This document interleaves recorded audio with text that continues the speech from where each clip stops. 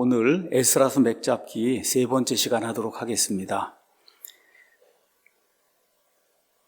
우리가 이미 에스라 그다음에 느헤미야 이 뒷부분에 맥잡기를 하겠다고 이제 하고 벌써 이제 두 번째 맥잡기 시간을 가졌습니다.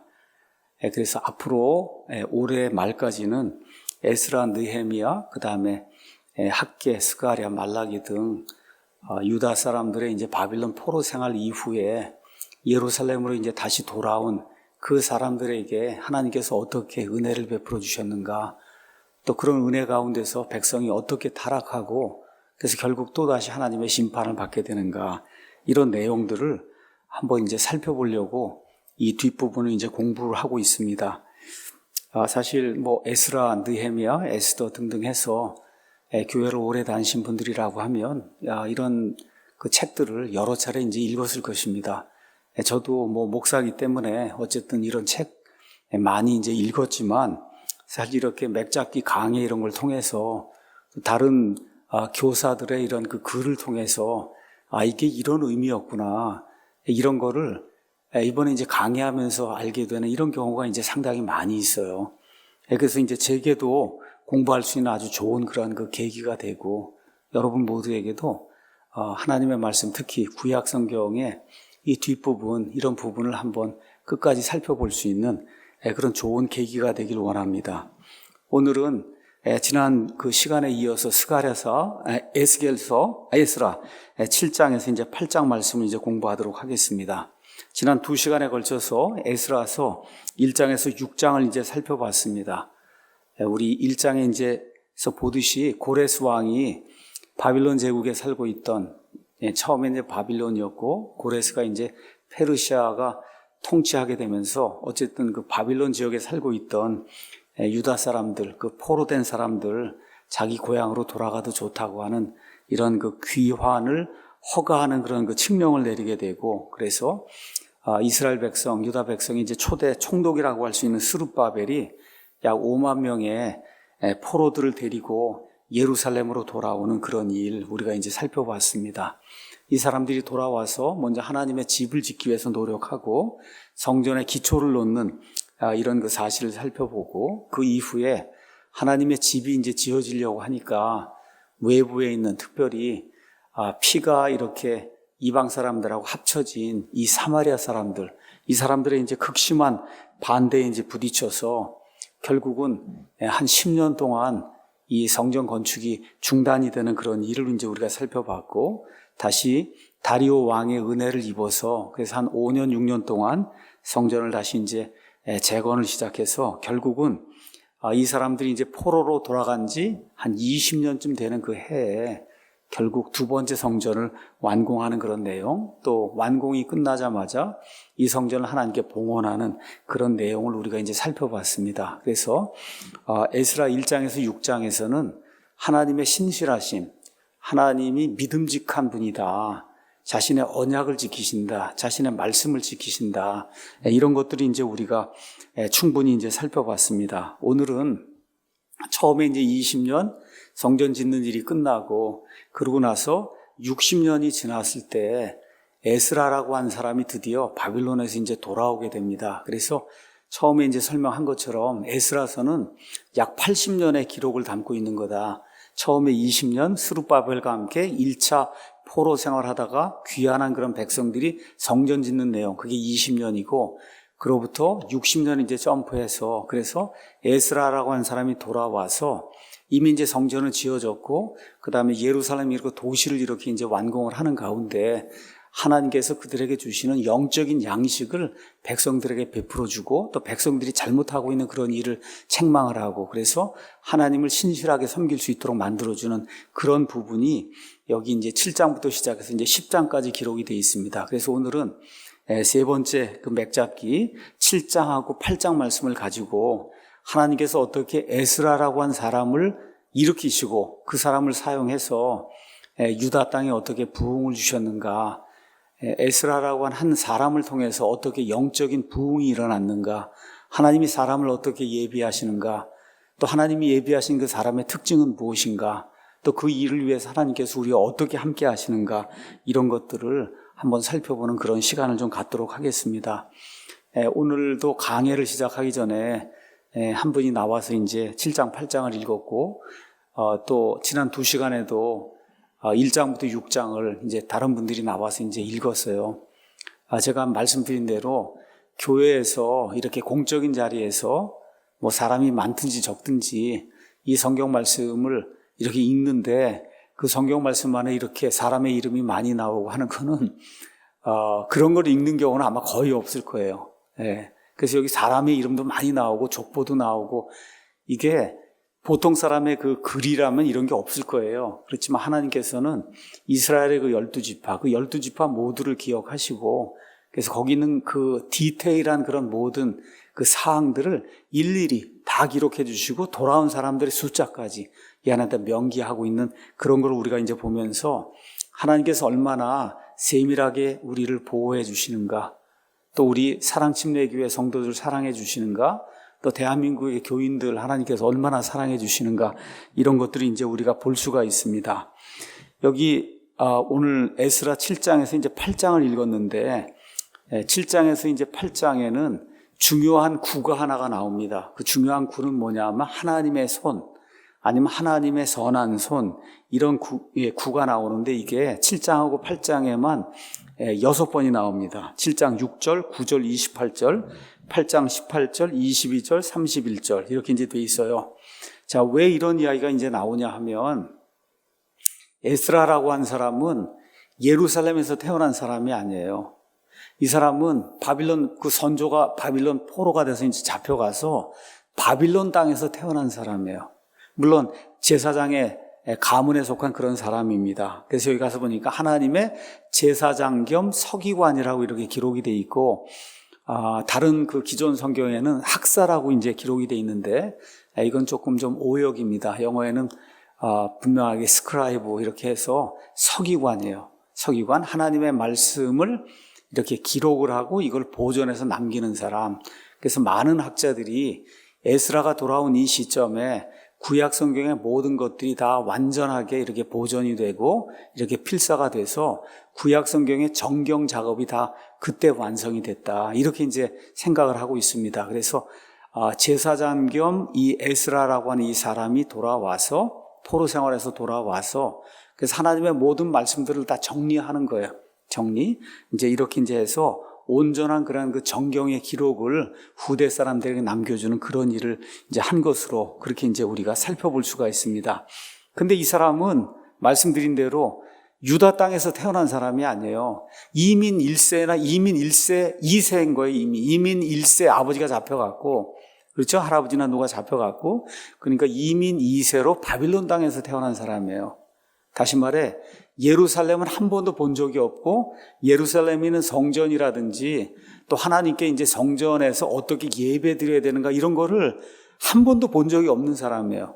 그래서 제가 뭐 나이는 모르겠지만, 아무래도 뭐 이 정도가 돼서 왕에게 나가서 내가 돌아가겠습니다 하고 왕한테 뭐 요청을 내고 이렇게 했을 때 왕이 그의 말을 들어주고 한 것으로 보면 상당히 그 영향력이 있는 그런 사람이고, 아마 그 정도 영향력이 있었으면 나이가 한 50세 정도는 되지 않았을까, 이런 생각이 이제 들거든요. 그래서 외국 땅에서 태어난 이민 2세, 이 사람이 어떻게 이런 일들을 감당할 수 있었을까. 한 1,500명, 한 2,000명 되는 그런 모든 사람들 데리고 돌아오고, 그리고 이 하나님의 말씀을 다 이렇게 구별하고 정결하게 해서 정경 작업을 다 끝내고 이스라엘 백성에게, 유다 백성에게 하나님께 이렇게 예배 드려야 된다, 하나님의 말씀을 이렇게 읽고 이렇게 우리 삶에서 이렇게 적용해야 된다, 이런 거를 정말 질서 있게, 질서 정연하게 이렇게 기록으로 남겨준 이런 사람이 에스라입니다. 자, 그래서 어떻게 이런 일이 가능했냐? 여기 나오는 그 유명한 구, 하나님의 손, 하나님의 손이 그와 함께 하셨기 때문에 이런 일이 가능하다. 하나님의 손.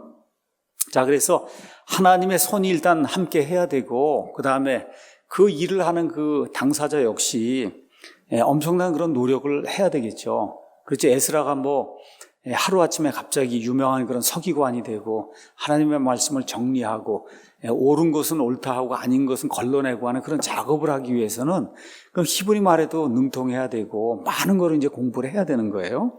자, 그래서 자기에게 주어진 그런 사명을 완성하기 위해서는 그도 역시 피눈물 나는 그런 노력을 했을 거다. 자, 이렇게 하나님의 손이 함께하고 그 역시 피눈물 나는 그런 노력을 하고 이런 가운데 하나님께서 은혜를 베풀어 주셔서 오늘도 가서 보면 페르시아의 아닥사스다라고 하는 그런 왕에게서 엄청나게 큰 은혜를 받는 그런 내용을 우리가 성경을 통해서 이제 살펴볼 수가 있습니다. 이런 모든 걸 우리가 영어로는 providence, 그리고 우리말로는 돌보심 아니면 섭리라고 이야기하는데 미리 하나님이 앞을 내다보시고 준비해 주시는 거예요. 자, 그래서 이런 것들을 쭉 살펴보면서 하나님께서 모든 사람들을 사용하셔서 심지어 이방인들의 왕까지도 사용하셔서 하나님 자신의 뜻과 그 다음에 계획을 이루신다는 걸 기억하고 또 저와 우리 사랑침례교회 성도님들 또 말씀을 통해서 하나님을 알게 된 이 땅에 살고 있는 모든 기독교인들이 알게 모르게 하나님의 뜻과 계획을 지금 이루고 있는 거다. 하나님의 섭리를 받으면서 이런 거 기억하면서 최선을 다해서 하나님을 기쁘게 하는 그런 삶을 살아야 되겠다. 이렇게 이제 생각하면 좋을 것 같습니다. 그래서 여기 7장하고 8장에 나오는 그 가장 중요한 그 단어는 하나님의 손. 그것도 가서 보니까 하나님의 선한 손이라고 이렇게 표현이 되어 있는데 우리를 통해 일하시는 하나님의 선한 손. 이것이 어떤 일들을 이루었는가 에스라서 7장하고 8장 말씀을 통해서 살펴보도록 그렇게 하겠습니다. 먼저 하나님께서 에스라라고 하는 이 제사장 겸 서기관을 세우시는 그런 내용이 7장 1절에서 6절 그리고 10절에 이제 기록이 되어 있습니다. 말씀드린 대로 이 사람들이 BC 536년경에 이제 돌아왔어요. 그러고 나서 이제 20년이 지났으니까 516년쯤 되었을 때 두 번째 성전이 이제 완공이 됩니다. 그러고 나서 약 60년이 지난 그런 시점이니까 대략적으로 BC 456년, 457년 요쯤 되었을 때 그 당시에 페르시아의 왕이 여기 나와 있는 아닥사스다 왕입니다. 아닥사스다는 1세도 있고 2세도 있는데 많은 성경학자들이 아닥사스다 1세였을 것이다.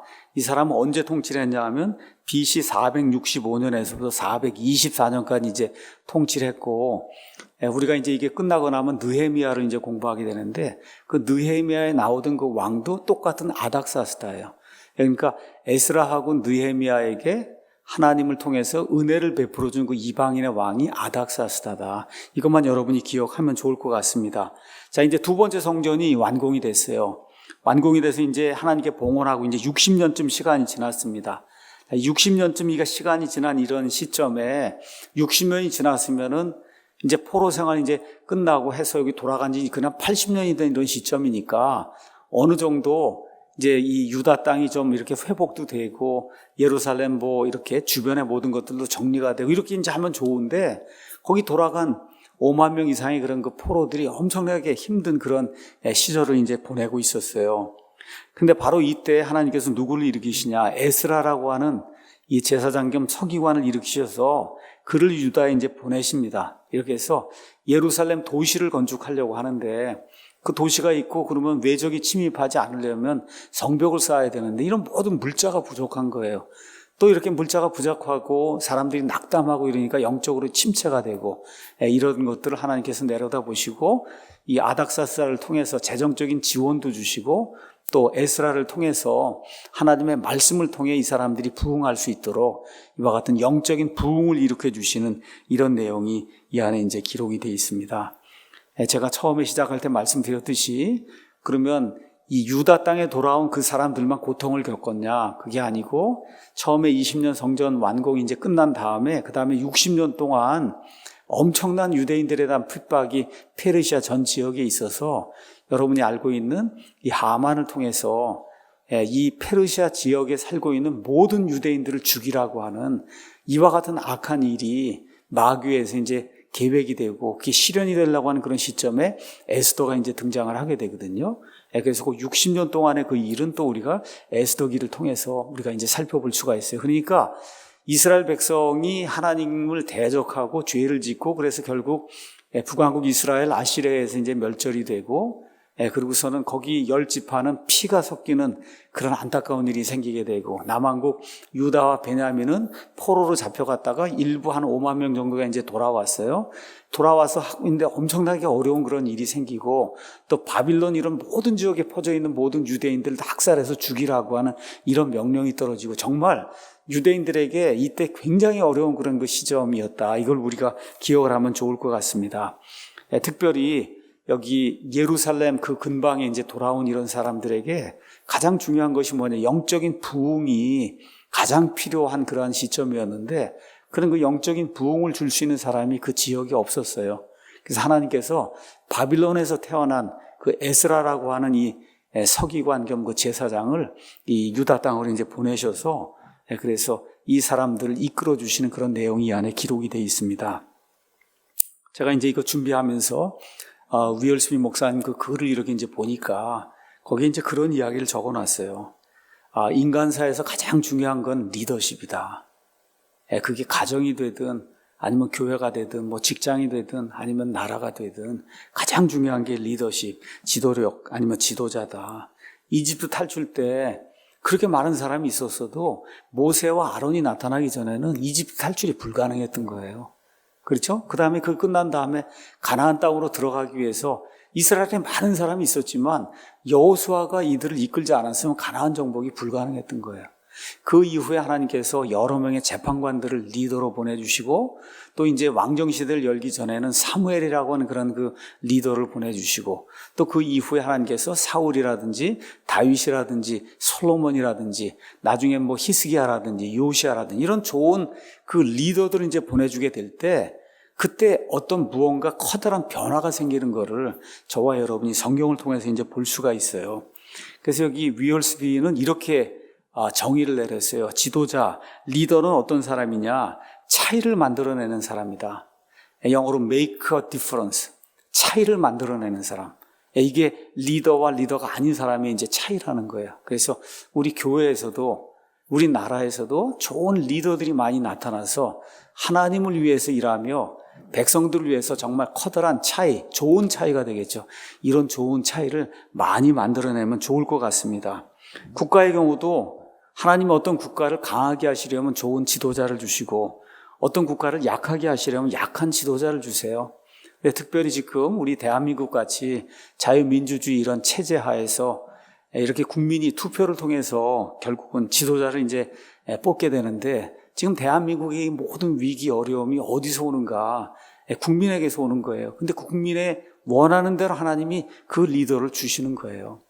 정말 너무나 안타까운 일은, 너무나 훌륭한 그런 우리의 지도자들은 다 뭐 친일파니 뭐냐 해서 이렇게 매도를 하고, 정말 우리가 생각해보다 이건 지도자가 아니다 이게 생각되는 그런 사람들이 나타나서 이 비열한 자들이 세상을 주무르는 이런 시대가 이제 되다 보니까 의로운 사람들이 고통을 당하는, 특히 믿는 사람들이 고통을 당하는, 교회가 엄청난 핍박을 당하는 이와 같은 그 어려운 시절을 우리가 이제 겪고 있습니다. 백성이 원하는 대로 하나님이 주신다. 그래서 대한민국의 이런 위기, 이 위기의 근본적인 원인은 그리스도인들에게 달려있다는 거. 그래서 저와 여러분이 정말 애통하며 기도하고 하나님의 긍휼을 지금 간절히 간구해야 되지 않겠는가, 이런 말씀을 좀 드리고 싶습니다. 자, 먼저 에스라의 계보가 7장 1절에서부터 이제 5절에 나옵니다. 제가 앞부분만 읽어볼게요. 이제 이 일들 뒤에 페르시아 왕 아닥사스다가 통치할 때 에스라가 있었는데, 그는 스라야의 아들이요 아사라의 손자요 hil기야의 증손이, 이렇게 쭉 나가면서 맨 밑에 이제 가서 보면은 5절에 수제사장 아론의 16대 손이더라, 이렇게 이제 기록이 되어 있어요. 이게 16대라고 해서 우리는 그냥 어쩔 수 없이 이렇게 풀어서 1대, 2대, 3대 이렇게 썼는데, 여러분이 영어 성경이나 아니면 뭐 히브리어 성경이나 이거 보실 수 있는 거 가서 보시면 뭐 1대, 2대, 3대 이런 내용 안 들어 있어요. 그는 누구의 아들이고 그는 누구의 아들이고 누구의 아들이고 이렇게 이제 돼 있어요. 그래서 여기 16대 손이라고 하는 게 그냥 일단은 한국말 그 순서에 따라서 그냥 16이라고 적어 놓은 거지, 이 중간에 다른 사람들이 들어갈 수도 있는 거다, 이렇게 기억을 하시고 성경을 좀 이해하시면 도움이 될 것 같습니다. 역대기 상에 가서 보시면 에스라의 그 계보가 나오는데, 거기 가서 보면 여기에 나와 있지 않은 사람들도 있어요. 그래서 우리말 성경이기 때문에 이게 이렇게 번역이 될 수밖에 없는 이런 구조적인 한계가 있다. 그냥 다만 저와 여러분이 기억해야 될 거는 에스라가 제사장의 가문에서 태어났는데 제사장, 그렇죠? 제사장은 맨 끝에 올라가면 결국 누구에게 가는 거예요? 아론에게까지 거슬러 올라가는 거잖아요. 그래서 아론의 몇 대 이렇게 해서 쭉 거기까지 이르는 그러한 이 가문에서 이제 나온 사람이다. 이것만 여러분이 기억을 하면 좋을 것 같습니다. 자, 그러면 에스라가 이제 이걸 기록하면서 왜 이걸 굳이 기록했는가? 본인이 누구라고 하는 거를 이렇게 이제 기록을 한 거잖아요. 이 안에 가서 보면 아론이라는 사람 얼마나 유명해요. 그렇죠? 비느하스라는 사람, 그렇죠? 얼마나 유명한 사람이에요. 이런 그 백성 중에 이 어떤 여인이 이방인 남자하고 같이 이렇게 동침하려고 하고 이렇게 이제 하고 하니까 가서 칼로다가 창으로다 이 사람들 찔러서 죽이고 이렇게 해서 하나님께서 그에게 영원 무궁토록 제사장 직무를 허락해 주신 뭐 이런 아름다운 그런 일들이 이 성경 안에 기록이 돼 있어요. 그러니까 좋은 가문이 이제 나오는데 좋은 가문이 이렇게 기록이 된 이유는 좋은 가문을 가져야만 성공한다 이런 얘기가 아니라 좋은 시작이 이제 될 수 있지만 어찌되든 이걸 쭉 에스라가 지금 기록한 내용은 뭐냐? 핵심은 결국은 하나님께서 이 제사장 아론부터 시작해서 자기에게 이르기까지 이 제사장들을 신실하게 보존하시고 그래서 결국 에스라 나 같은 사람이 지금 등장을 해서 하나님의 일을 하게 된 거다. 이런 것들이 이제 소상히 밝히기 위해서 다시 말해 여기 나와 있는 제사장들, 과거의 제사장들처럼 본인도 신실하게 하나님의 말씀을 맡아서 하나님의 일을 하겠다고 하는 그런 어떠한 자기의 의지를 표현한 것이 아닌가 이렇게 이제 우리가 볼 수가 있습니다. 자, 이렇게 경건한 조상들의 그 이름이 쭉 나오는데 지금 유다 사람들, 그 다음에 또 이스라엘, 북왕국 이스라엘의 그 사람들은 이렇게 좋은 조상들을 두었음에도 불구하고 결국 하나님을 배반하고 그래서 하나님의 심판을 받는 그런 정말 안타까운 이야기가 이 성경에 이제 기록이 돼 있지 않습니까? 우리 대한민국도 똑같은 것 같아요. 정말 지난 70년, 75년 동안 전 세계 어느 국가도 이룩하지 못한 이런 일들을 하나님께서 우리의 선각자들을 통해서 우리 믿음의 선배들을 통해서 또 미국이라고 하는 그런 기독교 국가를 통해서 정말 하나님께서 강권적으로 아름다운 그런 일들을 만들어 주셨는데 정말 2세대, 3세대가 가기 전에 이 모든 걸 다 잊어버리는 그런 세대가 이제 생겨서 이런 문제가 생기는 것 같습니다. 그래서 이런 것들 기억을 하면서 우리 믿음의 선조들, 저와 여러분이 선조가 되잖아요. 또 우리 밑에 아이들이 있고 아이들 밑에 또 손자, 손녀가 있고 이 아이들에게 정말 하나님을 잘 가르쳐주고 말씀을 잘 가르쳐줄 이와 같은 책무가 우리에게 있다는 것을 다시 한번 좀 기억을 하면 좋을 것 같습니다. 자, 에스라가 본인 자신을 6절에 어떻게 이제 표현하고 있냐면 이 에스라가 바빌론에서 올라왔는데 그는 주 이스라엘의 하나님께서 전해주신 모세의 율법에 익숙한 서기관이었다는 거예요. 모세의 율법에 익숙한 서기관. 그러니까 어떤 면에서 하나님께서 아마 비상한 그런 머리를 주고 이게 서기관이 되려면 이 하나님의 말씀 예를 들어 레위기다 이렇게 되면은 그 안에 몇 글자가 있는 거를 다 기억을 해야 돼요. 이렇게 해서 그걸 그대로 옮겨 써야 되는 거예요. 그러니까 일단 머리가 좋고 성실하고 그렇죠. 하나님께 대한 열심이 있고 이렇게 하지 않으면 서기관이 될 수 없는 이 사람은 제사장이면서 지금 서기관인데 본인을 뭐라고 표현했냐? 모세 율법에 익숙한 서기관이었다. 그러니까 하나님의 말씀, 여기 모세 율법이라고 해서 모세 오경만 이야기하는 것이 아니고 다른 그런 성경 말씀 전체를 다 이제 이야기한다고 보는데 이 말씀에 정통한 그런 사람이라고 본인이 본인을 그렇게 소개하고 있는 거예요. 얼마나 아름다운 말씀인지 알 수가 없습니다. 자, 그러면 에스라는 한마디로 얘기하면 지금식으로 얘기하면 학자입니다. 기독교계의 무슨 신학자 이런 거죠. 학자예요. 그래서 에스라 같은 이 학자가 자기를 다스리고 있는 그 이방 나라 왕에게 가서 제가 이 땅에 살고 있는 그 유대인들 가운데 몇몇 포로들을 데리고 다시 내 땅으로 돌아가서 그래서 도시를 건축하겠다. 이렇게 이야기하는 게 여러분 아시는 것처럼 쉬운 일이 아니잖아요. 대다수 학자라고 하는 사람은 거의 세상 일하고는 이렇게 벽을 쌓고 자기 나름대로 어떤 학문의 세계에서 사는 사람들이 학자인데 지금 여기 에스라는 학자들이 보통 하지 않는 그런 일을 하고 있는 거예요. 그렇죠? 그래서 어떻게 이렇게 용기가 생기고 또 어떻게 이렇게 하나님의 일을 학자인데 이렇게 감당할 수 있게 됐냐. 그래서 여기 나와 있는 그 답이 모세의 율법에 익숙한 서기관이었다. 다시 말해 하나님의 말씀을 열심히 읽고 하나님의 말씀을 열심히 암송을 하고 하나님의 말씀을 충실히 지키려고 하는 그런 사람이었기 때문에 그래서 학자임에도 불구하고 용기 있게 이 아닥사스다 왕에게 나가서 자기의 소원을 아뢰고 그리고 그 소원이 이루어져서 결국은 그 사람들을 데리고 그렇죠. 한 1500km 되는 그러한 이 여정을 4달에 걸쳐 갖고 그래서 이제 해서 결국은 예루살렘에 도달하는 그런 아름다운 이야기가 이제 그 안에 기록이 돼 있어요.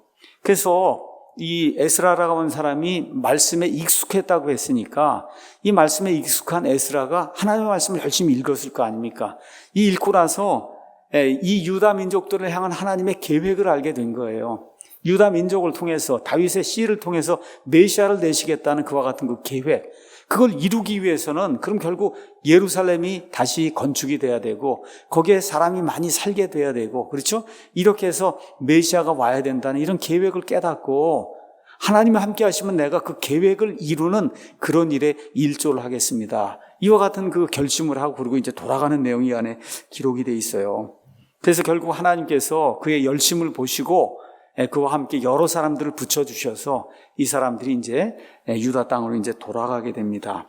그래서 6절에 나와 있는 것처럼 주 그의 하나님의 손이 그 위에 있었으므로 왕이 그가 요구한 모든 것을 그에게 주었다. 아마 높은 자리에 있었을 거예요. 그렇지 않고 어떻게 평민이 나가서 왕한테 그런 걸 요구하겠습니까? 그렇죠? 바벨론, 이 페르시아 그 땅에서 어떤 고위공직자였든지 아니면 높은 그런 지위를 갖고 있는 그런 사람이든지 하여튼 이렇게 돼서 왕에게 나와서 요청을 했고 왕에게 요청한 것을 받는 내용이 그 안에 이제 기록이 되어 있습니다. 자, 그래서 스룹바벨이 1차 돌아올 때 그에게 은혜를 베풀어 준 왕은 고레스였고 그 다음에 그때부터 이제 80년 지나서 에스라가 이제 돌아오게 될 때 그에게 은혜를 베풀어 준 그 왕은 아닥사스다였다. 이걸 저와 여러분이 기억하면 좋을 것 같습니다. 자, 그럼 에스라는 어떠한 능력의 소유자였냐? 10절에 이제 그 내용이 나옵니다. 에스라가 주의 율법을 구하고 그것을 행하며 이스라엘에서 법규와 판단의 법도를 가르치려고 자기 마음을 예비하였다. 이렇게 이제 기록이 돼 있어요. 자, 말씀드린 대로 에스라는 예루살렘이나 그 유다 땅에서 출생한 그런 사람이 아니에요. 어디서 태어났냐? 바빌론 땅에서 태어났어요. 자, 그런데 어떻게 하나님의 말씀을 구했냔 말이에요. 아마 포로 생활로 이제 가게 될 때, 쫓겨나게 될 때, 제사장이든 아니면 서기관이든 두루마리를 둘둘 말아서 구약 성경 그 두루마리를 포로 생활하는 그 지역으로 가지고 갔을 거예요. 자, 이렇게 돼서 그는 그 구약 성경 두루마리를 읽고 그러면서 서기관이 돼서 이거를 복사해서 그 다음 세대에 넘겨주는 그런 일을 하게 이제 된 거예요. 근데 저와 여러분이 한번 지금부터 2500년 전에 내가 살던 땅에서 1500km 떨어진 그 땅으로 강제 이주를 갔다. 이렇게 한번 생각을 해보시죠. 지금 식으로 얘기하면 저 만주 땅으로 강제 이주를 갔다. 이렇게 이제 생각하면 좋을 것 같아요. 거기 가니까 성전도 없어요. 그렇죠? 거기서 희생예물을 드릴 수도 없어요. 제사장도 있긴 있지만 제사장들이 있지만 성전 예배를 드리지 않으니까 제사장이 할 일이 없는 거예요. 서기관도 할 일이 없어요. 레위 사람도 할 일이 없어요. 자, 이런 가운데 하나님의 율법을 구하고 하나님의 말씀에 익숙해지기 위해서 공부한다는 것이 쉬운 일이 아니었을 거다. 그렇게 우리가 충분히 추측이 되잖아요. 매일같이 예배를 드리고 해도 성경 말씀 읽거나 하기가 어려운데, 그렇죠? 아예 예배당이 없고 교회를 갈 수가 없는 그런 상황이 됐다고 한번 생각을 해보세요. 이런 상황이 1년, 2년 이렇게 지나면서 80년, 90년 이렇게 이제 지나가게 되면 그러면 어려워지는 거죠. 그러니까 지금 바빌론 포로 생활 이제 한 지가 약 70년 됐고 그때부터 이제 80년 지났으니까 지금 150년이 된 거예요. 150년. 150년 동안 성전도 없고 희생예물 드리는 것도 없고 아무것도 없는 이런 가운데 이 사람이 주의 율법에 익숙한 서기관이 되었다라고 이야기할 때는 여기 나와 있는 대로 주의 율법을 구했다는 거예요. 정말 하나님의 율법을 내가 구하고 그것대로 살아야 되겠구나 이런 생각을 하게 됐다는 겁니다. 그래서 우리 기독교인들도 지금 이제 정부의 방역 조치 때문에 지금 오늘 우리 이제 금요 예배 이제 드리는데도 지금 제가 보니까 6분인가 이제 계신 것 같은데 6명이면 우리 교회 12년 전에 시작할 때 8명이었거든요. 그때하고 똑같아요, 지금. 제가 아까 와서 이렇게 기도하면서, 이거 숫자를 세보니까 야, 12년 전에 우리 교회 시작할 때하고 어쩌면 이렇게 모습이 똑같은가 이런 생각이 좀 들더라고요, 이게. 예, 이런 상태에서 교회가 시작이 돼서 그래도 한 12년 지나면서 어쨌든 800~900명 모이는 그런 교회가 이제 되고 예배당도 다 짓고 이렇게 이제 됐는데 여기 핵심이 뭐냐? 에스라의 부흥의 핵심이 뭐냐? 성경과 친숙한 사람들이 되는 거. 이게 부흥의 핵심이라는 거. 이걸 저와 여러분이 기억을 하면 좋을 것 같으니까 에스라 이야기가 나오면 성경에 익숙한 사람이었다. 우리 사랑침례교회 어떤 사람들 그 이야기가 나오면 사랑침례교회는 성경을 처음부터 끝까지 가르치는 교회다. 그래서 그 안에 성도들은 창세기부터 요한계시록까지 하나님의 말씀에 익숙한 사람들이다. 이것이 이루어져야 하나님의 영적인 은혜 또 육적인 은혜가 우리 가운데 임할 수 있다는 걸 이걸 우리가 다시 한번 좀 기억을 하면 좋을 것 같습니다. 그래서 에스라를 배워야 된다. 뭘 배우냐? 하나님의 율법을 말씀이라고 여러분이 바꿔놓고 하나님의 말씀을 구한다고 하는 건 성경책 산다는 게 아니에요. 성경책을 사서 읽는 걸 이야기하는 거예요. 읽는 거. 그렇죠? 구한다고 하는 건 말 그대로 어디 가서 물건을 사오듯이 성경책을 사오는 게 아니라 하나님의 말씀이 어떠한가를 살펴보기 위해서 애를 쓰고 읽고 암송하는 그런 걸 이야기하는 거다. 이렇게 이제 되다 보니까 그 11절에서 14절에 가서 보면 심지어 아닥사스다 왕이 에스라를 인정하는 그런 내용이 그 안에 기록이 돼 있어요. 11절에 아닥사스다 왕이 제사장 겸 서기관 곧 주의 명령의 말씀들과 이스라엘에게 주신 그분의 법규를 맡은 서기관 에스라에게 준 편지의 사본 편지를 줬는데 12절 13절에 왕들의 왕 아닥사스다는 하늘의 하나님의 율법을 맡은 제사장 겸 서기관인 에스라에게 편지를 보낸다. 그렇죠. 뭐라고 이야기해요? 하늘의 하나님의 율법을 맡은 사람이 에스라라고 하고 이렇게 아니 그 당시 페르시아가 세상에서 가장 큰 왕국이었는데 그래서 본인을 뭐라 그래요? 왕들의 왕이라 그러잖아요. 이런 사람마저도 에스라를 가리켜서 하늘의 하나님의 율법을 맡은 사람이다.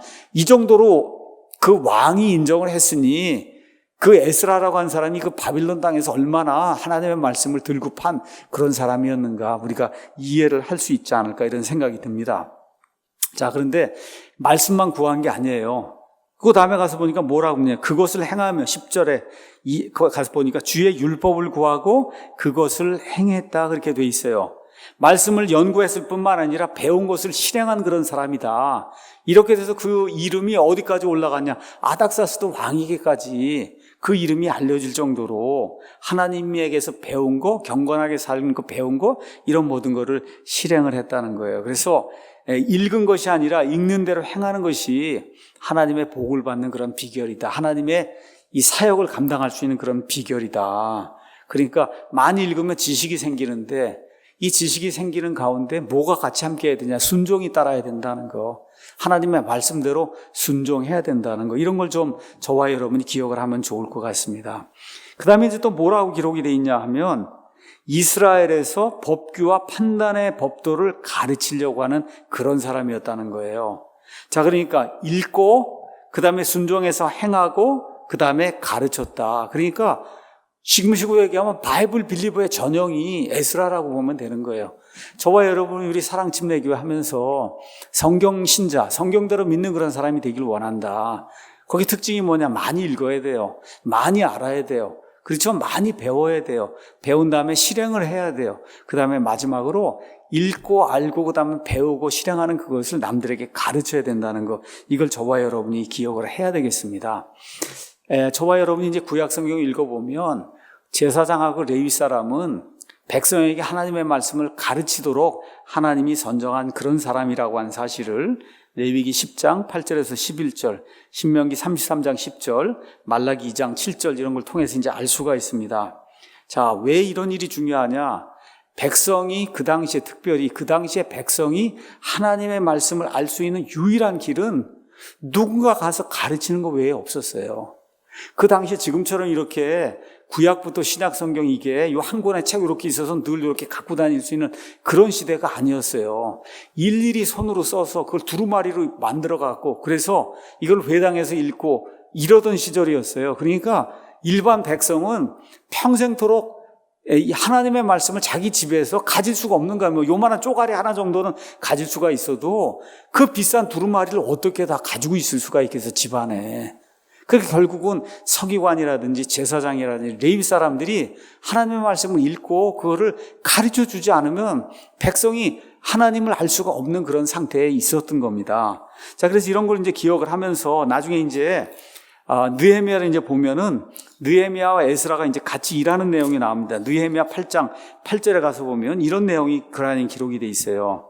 이와 같이 그들이 하나님의 율법에서 책에서 명료하게 낭독하고 의무를 알려주어 그들로 하여금 그 낭독하는 것을 깨닫게 했다. 그래서 하나님의 말씀을 맡았던 그런 사람들, 에스라를 통해서 말씀을 배웠던 이런 사람들이 율법의 그 책에서 말씀들을 읽고 가서 보니까 명료하게 낭독을 하고 하나님 말씀을 명료하게 알아들을 수 있도록 두루마리가 없잖아요, 이 사람들에게. 그렇죠? 명료하게 낭독을 하고 의미를 알려주어 그들이 그 낭독하는 것을 깨닫게 했다. 이게 교회가 해야 될 일이라고 생각이 돼요.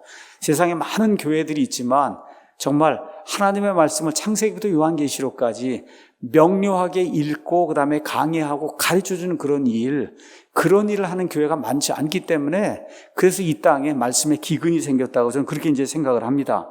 자, 그래서 모든 시대에는 하나님의 말씀을 잘 가르치는 그런 사람들이 있어야 그래 하나님의 백성이 굶어 죽지 않고 기근을 면할 수가 있어요.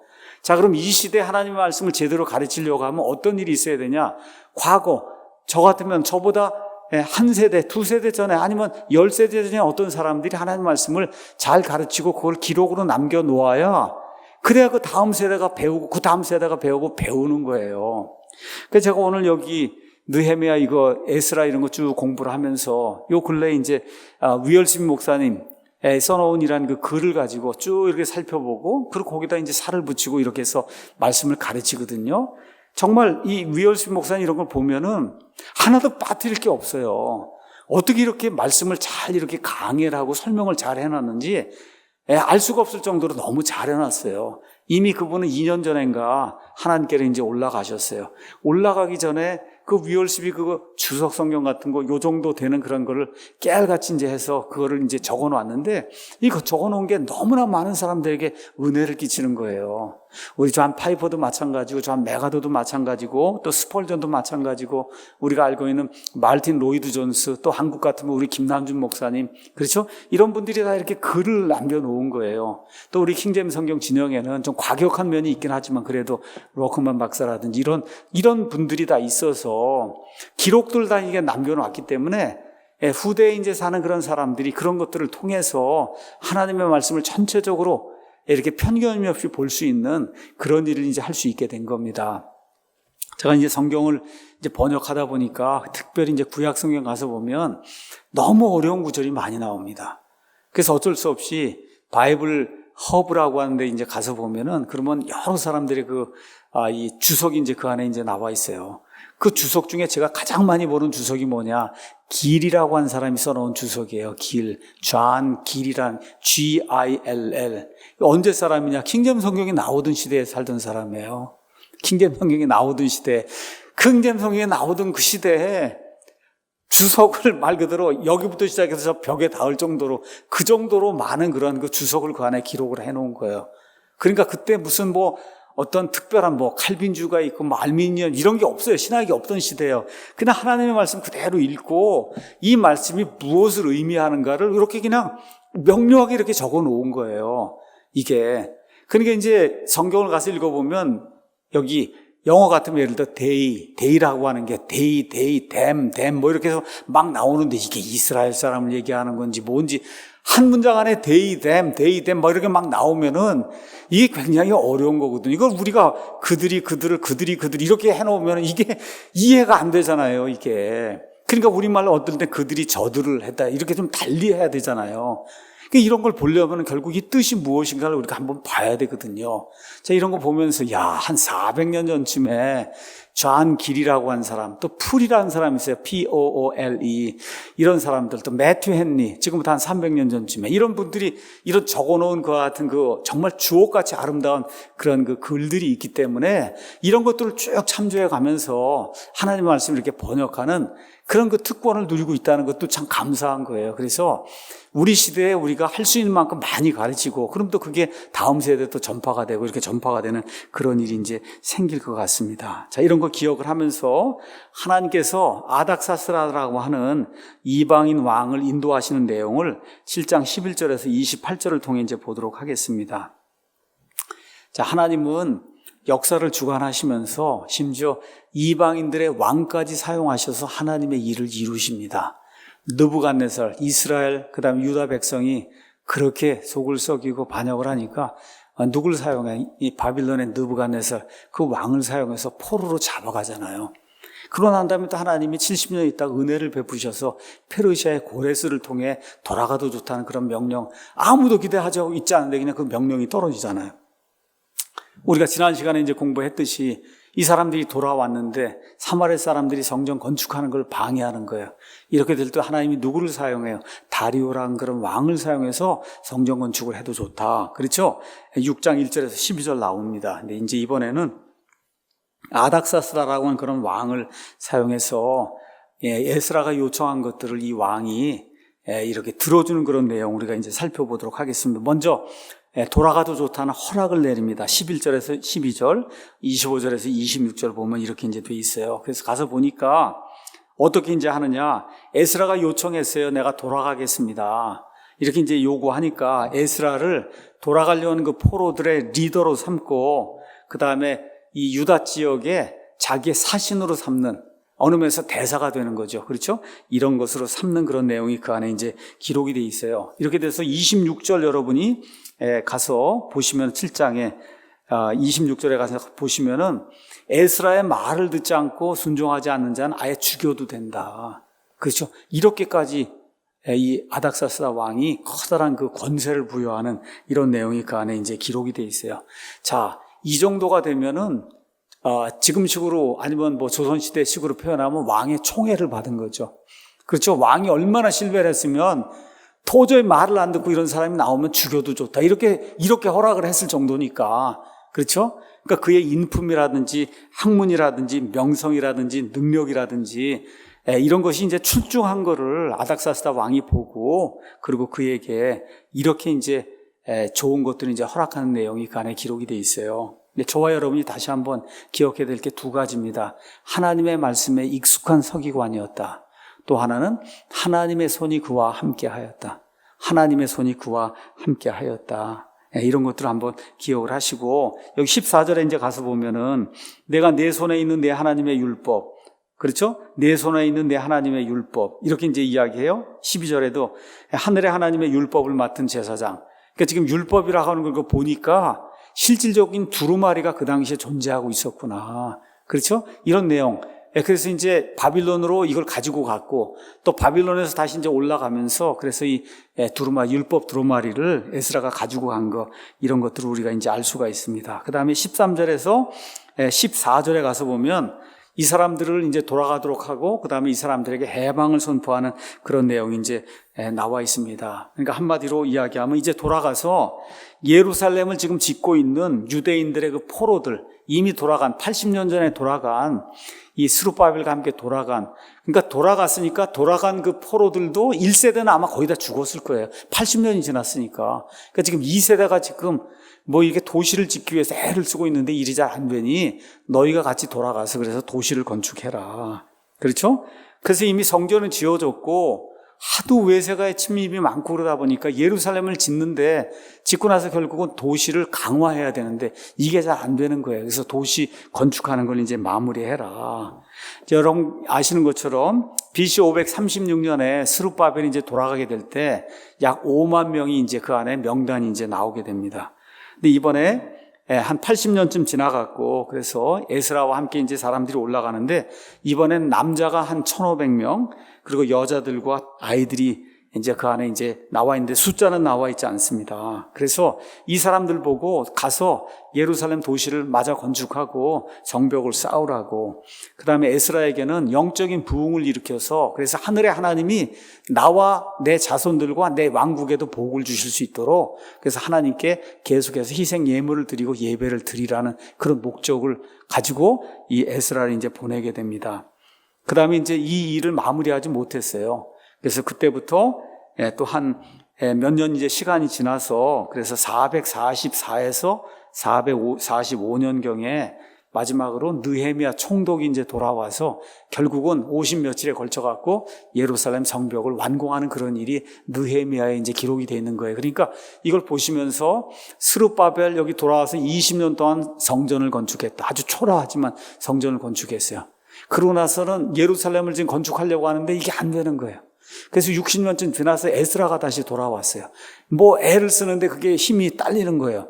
이럴 때 마지막으로 한 10년쯤 또 지났을 때 느헤미야라고 하는 사람이 또 다시 포로들과 함께 돌아와서 그래서 예루살렘의 성벽을 완공하는 그런 작업을 하게 된다. 이렇게 해서 3차례에 걸쳐서 유다의 포로들이 돌아와서 결국은 예루살렘의 성벽을 완공을 해서 그래서 외세의 침입을 막는 이런 일을 하는 내용이 에스라하고 느헤미야에 이제 기록이 되어 있는 거다. 이렇게 이제 이해를 하시면 좋을 것 같습니다. 자, 근데 이런 일을 하려고 하니까 뭐가 필요해요? 재물이 필요하잖아요. 재물. 그래서 왕이 자기의 이 왕궁에 있는 모든 그 보물들을 다 이 사람들에게 넘겨주고 이렇게 이제 해서 예루살렘에 도달하거든. 그래서 짐승도 사고 이렇게 해서 계속해서 하나님께 예물을 드리라고 이렇게 얘기하고 또 이 유프라테스 강 너머에 있는 그런 사람들에게 그들이 해야 될 일이 무엇이냐 이거 조서도 이제 보내주고 그 다음에 또 어떤 일을 하느냐 어떤 일을 이 유프라테스 강을 넘어가게 되면 그 여러 지역이 있잖아요. 그런 지역에 사는 사람들에게 이 사람들에게 물자를 줘서 이 사람들이 성벽 재건하고 도시 재건하는 그런 모든 일을 할 수 있도록 도와줘라. 이렇게 해서 양을 얼마까지 해라, 얼마까지 하라는 그 양까지 다 정해주는 그런 내용이 이 안에 이제 기록이 되어 있습니다. 그 다음에 24절에 보면 더 재미있는 게 있어요. 지금하고 비슷한데 그 당시에 이미 2500년 전에 제사장, 레위 사람, 노래하는 자들, 문지기들 즉 성전에서 일하는 사람에게는 세금을 매기지 말라.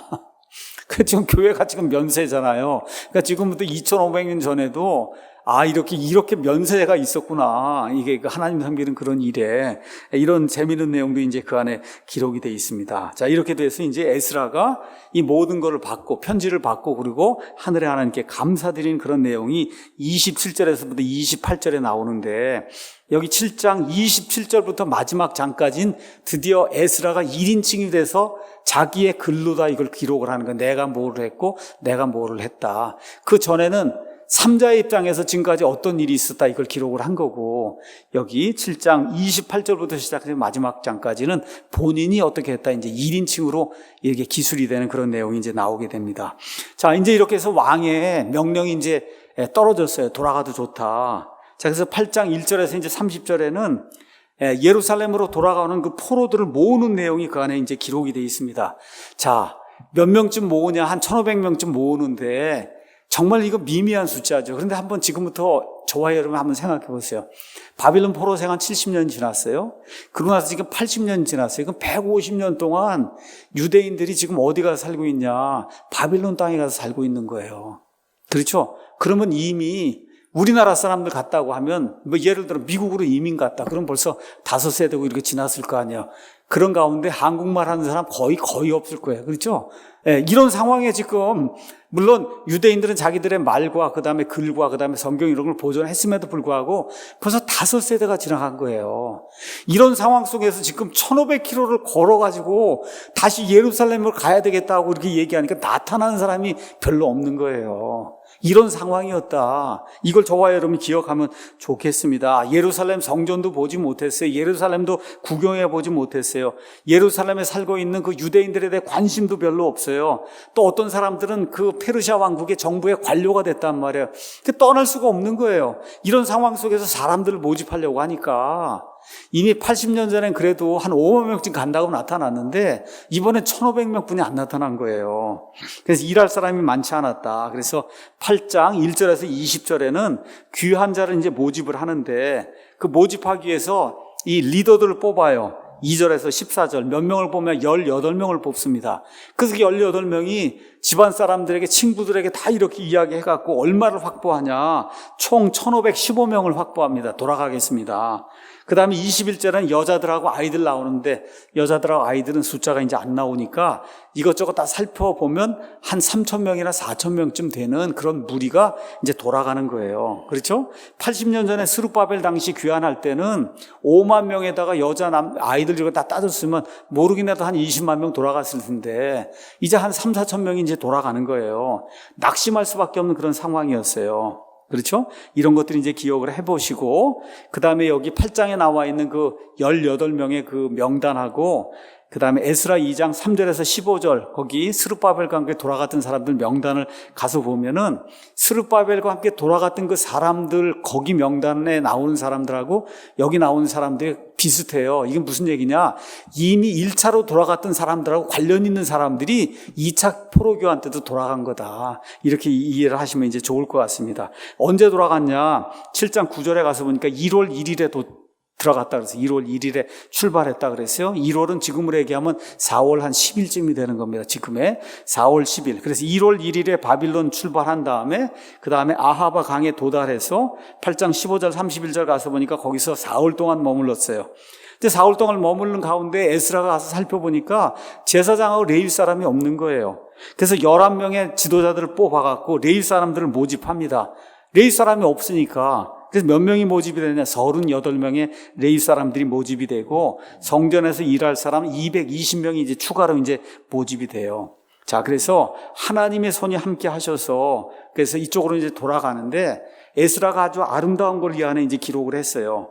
자, 21절 가서 보니까 이제 돌아가려고 하는데 내다리고 돌아가야 되는데 많은 적들도 있고 원수들도 있고 강도들도 있고 이걸 다 지키려고 하면 그럼 하나님께서 우리를 도와주셔야 됩니다. 근데 아닥사스다 왕에게 군인을 요청하지 않았어요. 왜 그러냐? 우리 하나님이 신실하시기 때문에 우리를 보호해 주실 겁니다. 그렇게 이야기를 했으니까 어떻게 왕에게 군인을 보내달라고 하냔 말이에요. 그러니까 우리가 요청할 수가 없으니까 하나님께서 우리를 도와주시기 바랍니다 하고 하나님께 금식하는 그런 내용이 그 안에 이제 기록이 됐습니다. 자, 이런 것도 이제 기억을 하면서 드디어 이제 24장 30절 이제 24절에서 30절 가면은 거기 12명의 제사장들에게 이 페르시아 땅에서 가지고 가는 그런 여러 가지 기구들을 맡기는 그런 내용이 그 안에 기록이 되어 있어요. 12명은 이제 12지파를 이제 상징하는 거예요. 거기 나와 있는 거 가서 보면 은이 650달란트, 지금으로 따지면 한 25톤 정도 되는 거다. 25톤. 아시겠죠? 그 정도 여러분 기억하시고, 은그릇, 금그릇이 8톤. 이렇게 이제 되니까, 뭐 마차도 있고 뭐도 있고 해서 이걸 다 싣고 가는데, 12명의 그 제사장들, 그 다음에 그 맡은 사람들 임명을 하고, 뭐라고 얘기하냐. 너희들 끝까지 이걸 지키고 가서 예루살렘에 도달하거든 무게 다시 달아갖고 너에게 맡긴 그대로 내가 다시 회수할 거니까, 그거 너희가 맡으라고 이제 이야기하는 내용이 그 안에 기록이 되어 있습니다. 그 다음에 이제 31절에서 32절 드디어 이 사람들이 예루살렘에 이제 도착해요. 다시 말씀드릴게요. 1월 1일에 출발했습니다. 그 다음에 아하바의 강에서 이제 금식하고 1월 12일 날 다시 이제 그 강에서 출발해서 5월 1일에 도착했어요. 얼마를 걸었냐? 1,500km 정도를 걸었습니다. 그 한 3달 반 정도를 열심히 걸어가고 이 사람들이 이제 도달한 거죠. 그래서 거기 가서 보니까 31절에 하나님의 손이 우리와 함께 했다. 하나님의 손이. 그래서 이런 거 기억하면서 저와 여러분의 인생 여정에도 아무리 이게 길고 어렵고 힘들어도 하나님이 우리와 함께 하신다. 우리 대한민국 하나님이 세워주셨어요. 시작해 주셨어요. 그래서 대한민국의 앞날도 하나님의 손이 우리와 함께 하셔서 지켜주실 줄로 믿습니다. 자, 그래서 이제 33절에 34절에는 제사장들에게 맡겨놓았던 이런 모든 그릇들 다시 세는 내용, 무게를 다는 내용이 그 안에 기록이 되어 있고 35절에는 예루살렘에 도착해서 하나님께 예배드린 내용이 그 안에 기록이 되어 있어요. 그래서 먼저 그 안에 돌아갔던 그 포로로 돌아갔던 그런 사람들, 귀환했던 사람들, 그 다음에 주민들이 다 같이 모여서 하나님께 이제 예배를 드리는데 번제 헌물을 12개, 죄 헌물을 12개, 다 이스라엘 12지파를 상징하는 그런 의미로 12개씩 이제 드리는 그런 걸 우리가 이제 살펴볼 수가 있습니다. 한번 그 당시를 한번 생각해 보세요. 2500년 전에 한 번도 보지 못한 예루살렘에 도착한 거예요. 아버지, 할아버지, 고조 할아버지, 증조 할아버지가 계속 들었던 거, 그 예루살렘, 거기 돌아가서 성전을 본 거예요. 그리고 거기 가서 정말 감개무량하게 지금 예배를 드리는 에스라와 그의 무리를 우리가 한번 생각해 보시면 얼마나 감동적이었을까. 이걸 우리가 한번 느껴볼 수가 있을 겁니다. 그리고 마지막으로 36절에 거기 그 도시, 그 지역을 다스리고 있는 그 지역의 관리들에게 왕이 보내준 편지, 그래서 왕이 나를 위임했다, 이런 편지를 보내면서 이제 에스라 이 7장하고 이제 8장이 끝나게 됩니다. 이렇게 이제 했더니 이 옆에 있는 관리들이 왕의 편지를 받고 하나님의 백성과 하나님의 이와 같은 집을 계속해서 도와주는 그런 일이 발생을 했다고 성경이 우리에게 이야기하고 있습니다. 오늘 말씀 마치도록 하겠습니다. 하나님의 손이 우리와 함께 했다. 그런데 누구와 하나님이 함께 하시느냐? 하나님의 말씀에 익숙한 자들하고 하나님이 함께 하신다. 그래서 하나님 말씀을 읽고 암송하고 배우고 실천하고 그다음 하나님 말씀을 가르치는 그런 사람들이 우리 사랑침례교회에서 또 우리 대한민국에서 많이 나와서 하나님의 교회를 이렇게 융성하게 만들 수 있는 그런 아름다운 이런 시즌이 우리 가운데 오기를 예수님의 이름으로 축원합니다.